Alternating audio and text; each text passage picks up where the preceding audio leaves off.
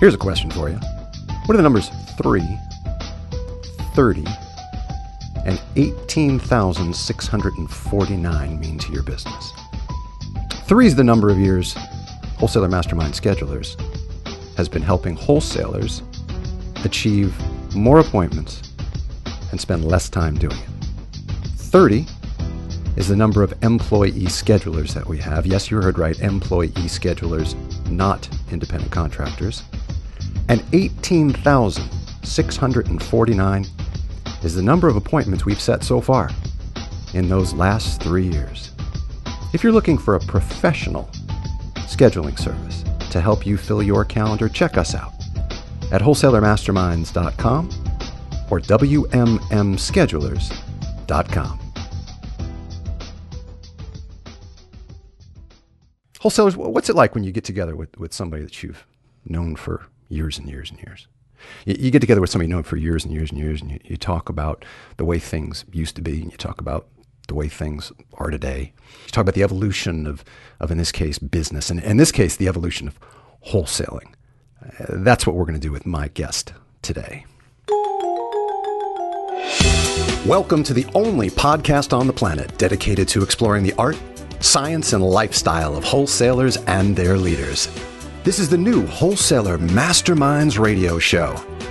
I'm your host, the founder of Wholesaler Masterminds, Rob Shore. Wholesalers, my guest today, like myself, is a long-time veteran both of the wholesaling war as well as the training and development of wholesalers. Mark Magnacca is president and co-founder of Allego, and he spent the last 15 years helping sales leaders shorten the sales cycle and distribute their best ideas faster. Over the last 5 years, Mark's been instrumental in coaching, leading sales teams to deliver a consistent message in the marketplace by integrating mobile technology into their sales process. He's worked as a presentation coach with a wide range of financial services companies by delivering innovative practice development and business building strategies. He's also the author of So What? How to Communicate What Really Matters to Your Audience. His work has been featured in numerous media outlets, including Fox TV, the New York Times, and the Boston Globe. And as I said in the introduction, it's somebody that I've known for longer than either of us care to admit. Mark Magnacca, welcome to the new Wholesaler Masterminds radio show. Hey, glad to be here, Rob. It's great to have you here, Mark. It's terrific to have a colleague, someone that's been in this world that we love for so long. And you know, we get the benefit in our conversation of talking about this evolution, talking about the evolution of wholesaling, a world that you've lived in and loved for a long time, as have I. And one of the things that's evolved in our pre-discussion, we talked about, this isn't a new phenomenon, but my observation is it's got more energy behind it. It's got more weight pulling it forward. And that's this notion of wholesalers have got to stop showing up and throwing up and have got to be more consultative.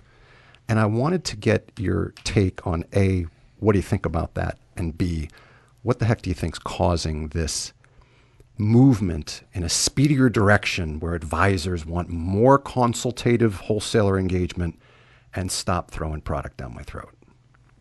Yeah, I think, Rob, it's really simple. I mean, the fact of the matter is that if you're still throwing up and showing up, you're already an anachronism. I mean, that's just not the way the game's being played at the high levels in any of the distribution channels that I work in, number one. And number two, when you think about it, it's simple. The fact of the matter is that financial advisors have access to just about anything they need from a data standpoint before the wholesaler ever walks in the door.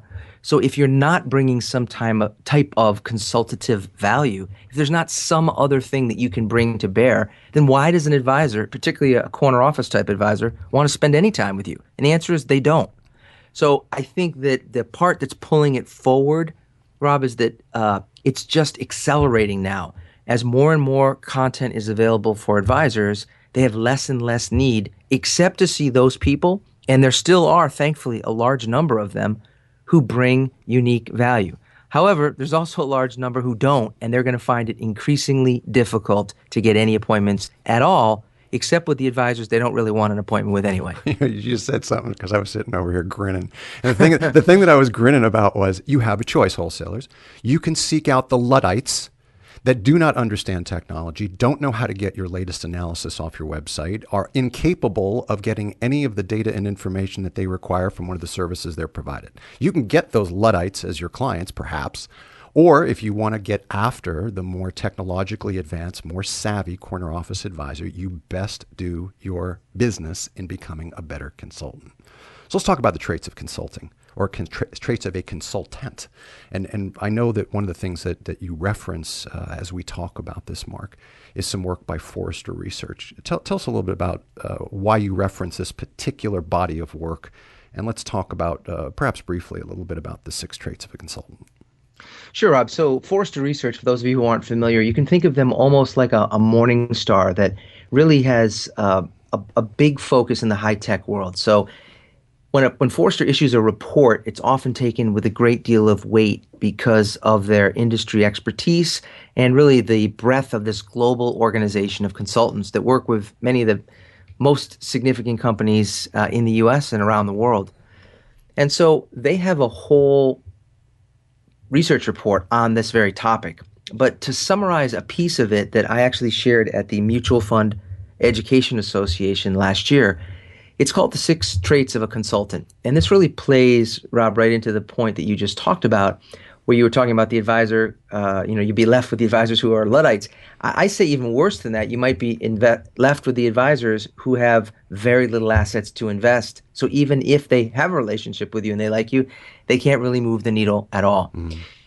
So the 6 traits of a consultant, the first one is embraces technology. And I think in order to be able to bring relevant value to an advisor, you've got to embrace technology. And I think you can make the case that most of the wholesalers, certainly, Rob, most of them who listen to Wholesaler Masterminds, they have a smartphone, they're familiar with iTunes, they're able to listen to a podcast, for example. So I'm going to check the box that the majority of people who'll be listening here now already are embracing technology to a varying degree. Agreed.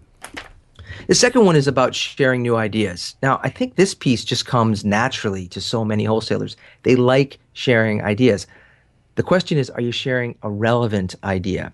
So the rub here is sometimes wholesalers kind of are a one-idea trick pony, if you will. They only have 1 or 2 ideas. And I'm not here to say you have to have 10, but it's nice to have a few different ideas to be able to adjust based upon the length of service for the advisor that you might be calling on at Merrill and the Wirehouse versus a Edward Jones advisor that you might be working with, assuming you call on both of them. I think part of that too, Mark, is you're sharing new ideas, and there's a great deal of customization around those ideas, which is what you just said. And you're also, and I know we're going to get to this in number 4, but you're pivoting your ideas because you're really listening well, and you know how to discern how to craft that idea, whether it's by channel or whether it's by product or whether it's by the hierarchy of the office that you're in. You understand how to craft that idea based upon the person that you're in front of. Would you agree? I would absolutely agree, Robin. I think when you really boil it down, why does Google have 97% of all search on the web?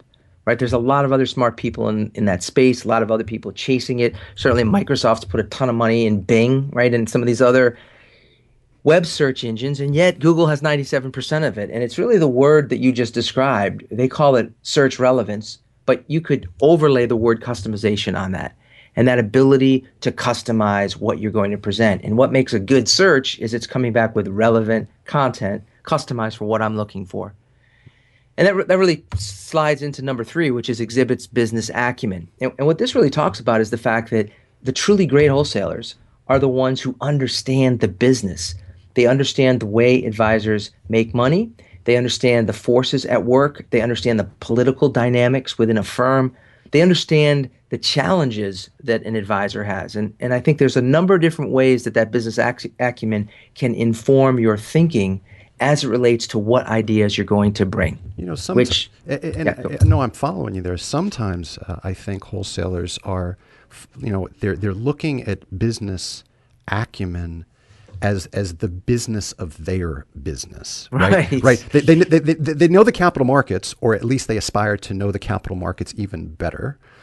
They are well credentialed with their degree or their advanced designation, so they're have business acumen there. But you brought up an interesting point, which was unless they sat in the advisor's chair, they don't necessarily take the time to dive too deep into what are the travails of the advisor. How do I put myself in their shoes, their side of the desk, which of course speaks directly to emotional intelligence, which is something we talk about on the podcast from time to time as well. Yeah, I think that's exactly right. When you boil this down, again, the business acumen that I'm talking about is precisely what you just described. It's not capital markets, because capital markets is not the business of being a financial advisor, right? Mm-hmm.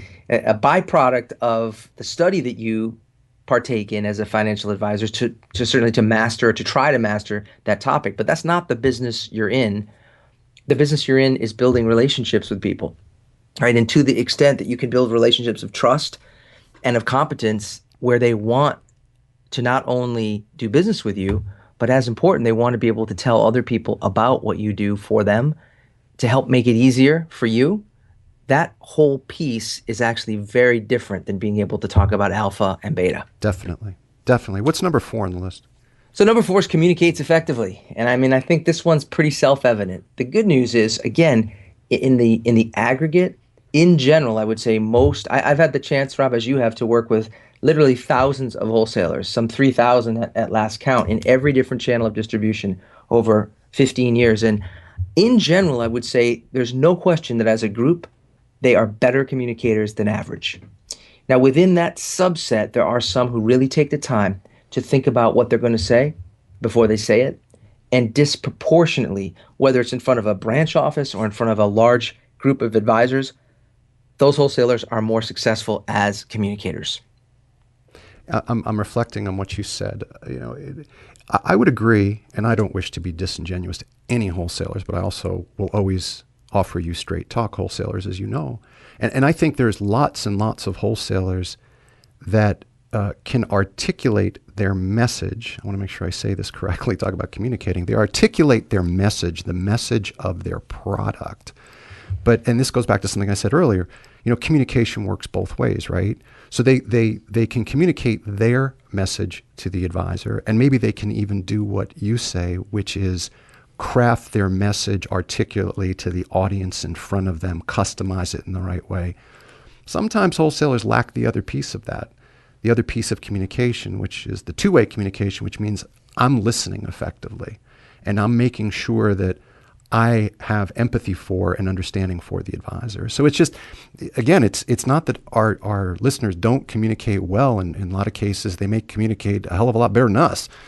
But for a vast sum, there's a piece missing. Do you think that might be the case? Absolutely. No, I think if you look at the surveys, from horse's mouth to financial advisor, over and over, what comes up again and again is advisors. The number one thing is the wholesaler doesn't listen. In other words, they come in locked and loaded for what they're here to talk about versus being able to adapt, which would be similar to a doctor before they come in to see you in the room, already having the prescription written out on the pad of what they're going to offer you. Instead, they come in, I'm here for a sprained ankle. Oh, okay, well then I guess what I wrote down here isn't appropriate. So this notion of being able to come and do some discovery, even with people right, to give them the benefit of the doubt that just because we've had a relationship in the past and I did X in the past, it doesn't mean I'm going to always do that. So that notion of being able to come, meet people where they are, better understand by listening what's going on, but inherent, Rob, in great listening is asking better questions. Yes. Because if you don't have some good questions in your back pocket that you've practiced, that you can deliver well, it's like a bad Google search. If you don't put the right search terms in, you don't get the correct information back. Great analogy. Let's do this. I want to go to number 6 next and do number 5 last, because number 5 is going to lead us to a good place. So let's do number 6 first. So number 6 is leverages data, and that really circles back to number 1 in many ways of embracing technology. And again, I think there's just been a massive shift, even over the last couple of years, with wholesalers who are paying so much more attention. This started just with basic mapping software to get your arms around your territory and being able to look at what works. How should I be designing the particular day or the week in terms of this rotation that I'm on? And quite frankly, does the rotation I use even make sense? And then that evolved now to much greater detail in terms of what firms, who at the firms, So knowing this information can help on the front end in terms of who you're going after. But in addition, being able to leverage data also means being able to bring relevant content from the sea of information your firm may produce. What are the 2 or 3 things that really could matter to that advisor that you're with today? Yeah, and the data today, I hate to sound like I'm old, but hell, I might well be. The data today is so much more robust. I can picture myself preparing for my week ahead, and if I would have had a casino wallet share, if I would have had a market metrics, if I would have had a complete dossier on a branch at Morgan Stanley because my firm paid, the money to have that dossier by advisor to tell me what I sold. It gets me giddy thinking about it. Sure. Because it simply didn't exist. I completely agree. And it's so easy to take it for granted now because it wasn't that long ago. It was, and this kind of leads to that last one that we'll call number 5, which is seeks collaboration. A big part of what's changed in addition to the data, Rob, is this whole notion of the lone wolf wholesaler. The wholesaler who could walk into an office, as you just described. They didn't know anybody. I used to say that they were the type of person you could drop in by parachute. They could land in some Merrill Lynch office somewhere, and in 15 minutes they'd have the place wired. They knew who was who. They knew the front receptionist. They could get in. But that model has changed. And now more than ever, being able to call on your specialists, being able to call on your colleagues, being able to, again, leverage the people in your network to come up with the right information. It's just such a better way to roll than trying to be all things to all people, which, most of us have seen just doesn't work. I want to pivot on this notion of seeks collaboration because one of the things that I've had the benefit of recently, Wholesalers, is getting a thorough look under the hood of this product that Mark has, Allego. And 3 years or so ago, when I first was exposed to it, I frankly wasn't sure. I wasn't sure that it wasn't ahead of the curve technologically. I wasn't sure that firms nor wholesalers would embrace what it does. And the great news for Mark and the good news for me in terms of watching another amazing tool come about in our world is that firms are embracing what Allego does. You are embracing, if you work for a firm that has Allego, what Allego does. And that's why I want to leave it last, because it really pivots off this collaboration piece. So collaboration, as I see it, I agree with you 100%, Mark. It's centers of influence. It's of any variety. It's a conflict manager, a branch manager, a regional manager. It's a retirement plan specialist. It's whatever that specialized person is that can influence the business and your life. But it's also a collaboration amongst peers. It's a collaborative exchange between you and your boss. It's working with portfolio managers and having them be able to message you in a more effective and efficient fashion. It's getting messages from the CEO and you having the opportunity to react and respond. And I'm going to do something I don't necessarily do, which is kind of throw back the curtain and say, tell me a little bit about Allego. I want to know more because I'm a believer in the platform. And I'm a believer in how it helps wholesalers be better wholesalers. So I'm giving you full permission. Tell us about it. Tell us about Allego, what it does, and as important as anything else, why the hell did you move from doing what I do essentially, and saying, you know what, that was all cool and that was all fun, and I've helped a lot of distribution companies get really good at what they do, and I've written a book and all this good stuff. But now I'm going to go start a technology company. So start there, and then fast forward me into what Allego does. Sure. So in terms of the answer about why did I move, I moved, I think perhaps like many people who have an entrepreneurial seizure, as Michael Gerber of the E-Myth called it, I couldn't not do it. It just seemed like for me anyway, such a great concept, and it had such promise. But to your point, Rob, I was also, I was not sure that it would work either. I believed, because of the client that I started with, who gave me the freedom to be able to try this and innovate with them, that we would get it right. But it took basically a year just to figure out how to get it right with respect to compliance and a number of different things. And the big idea was, it was very simple. I was training wholesalers. I had licensed content to a financial services company for them to allow their wholesalers to go and deliver this value-added message. And one of the things we realized was that, in the past, there were a number of value-added programs where the wholesaler had some book or a CD or something, and they'd drop it on the advisor's desk, and the advisor said, well, tell me about this. And they didn't know anything about it. I didn't want to do it that way. I said, if you're going to represent this content from my book, you need to have A, read the book, and B, be able to speak reasonably intelligent about it. And furthermore, if you're going to do this, you might as well be good enough that you can stand up in front of a group of advisors and talk about it. So, make a long story short, I started using video to be able to help certify these people. And what I discovered was it was really hard to do at big companies. Very, very hard. Hard to capture the video, hard to upload the video, and hard to get the video from point A to point B. So, high level, Rob, that was the original problem that I was dealing with. And the more I got into it, and the more that I began to understand the implications of it, I realized if I could figure it out, then it could be a game changer. Well, it turns out I also realized I couldn't figure it out on my own, right, which goes back to this notion of collaboration. Mm-hmm. So it was, I had the good fortune with a longtime friend of mine, who's the co-founder of our company, who actually had a lot of experience in building a software company, had built a software company that he had sold to IBM. And he was intrigued with the idea. And so we literally started. I tell people it's a little bit like starting a band with Paul McCartney.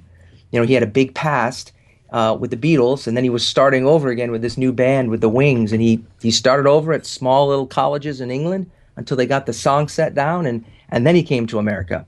So we did the same thing. We just spent time working on it, tweaking it, getting feedback until we finally came up with the right way to not only make it compelling for wholesalers, but also for compliance and for management and the other people who are part of it. So let's tie the front end of our conversation together with the very last notion of the company of Allego. How do you envision that Allego is going to assist, and does assist, wholesalers and their quest to become more effective and efficient and meaningful consultants to the advisors that they serve? It's a great question. It's really a perfect jumping off point. I mean, I'll boil it all down to a total of 9 words, okay? When you and I started in this business, Rob, we would get trained and we would learn in what I call just in case. So if you think about all the learning that you had on a Series 6 or a Series 7, you had to learn all this stuff just in case you ever did a bull call split with options, right? But the reality is most advisors were never going to do that. So then what we brought to the table was this idea of just in time. And this was more like the YouTube style. I'm curious about how to fix this thing. I'm going to go on YouTube and learn how to do it. I have no interest in that topic until I become interested in it. And then at that moment, I want to know how to do it, and I want to see a short video. That's the just in time. But where this is all heading, and it's moving now it's speeding up. It's moving to just for me. So imagine a world in the not too distant future. Let's pretend you're at a firm that happens to use Salesforce.com. And you put in a new prospect that happens to work, I'm just going to pick a firm here, at Merrill Lynch. And the thing is, you're not entirely sure about all of the details that you need to know before calling on this advisor. What if I told you that once you put that into Salesforce.com, that in the same way that Netflix will recommend a couple of other movies for you based on things you've watched in the past, what if I told you the system would recommend 3 or 4 short videos for you to watch actually before you go on the appointment? Now, if you're really good, you might watch them on a Sunday night, before the week begins. Yep. But just knowing the reality of wholesalers, you may be watching them in the parking lot before you go in. Yep. And what if I told you that on that channel, those videos, you had for example, product specialist from your firm talking about a Merrill-only product? What if I told you you had a 3-minute clip from one of your relationship managers that briefly recapped the strategic initiatives at Merrill Lynch from the top down that are important for you to be able to infuse your conversation with?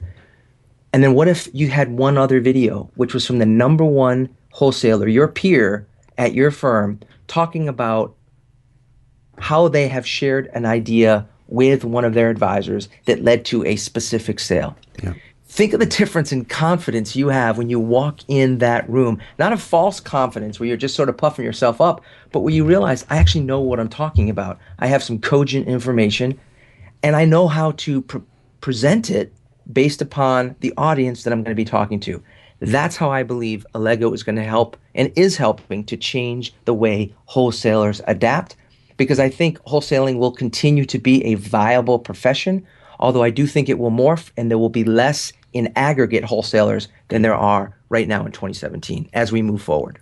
Wholesalers, we talked about 6 traits of a consultant. We talked about embracing technology. We talked about the importance of sharing new ideas, to exhibit business acumen, to communicate effectively, to seek collaboration, and to leverage data. As you might surmise from our conversation, we could probably do parts 2, 3, and 4 of this, and hell, who knows, maybe we will, but for now, we absolutely must stop. Mark Magnacca, thank you for joining us today. It's a pleasure, Rob, really. Great to talk with you, and be happy to come back and pick it up where we left off. Wholesalers, come back next time for another episode of the new Wholesaler Masterminds radio show. Thank you for listening, wholesalers. Visit us at wholesalermasterminds.com.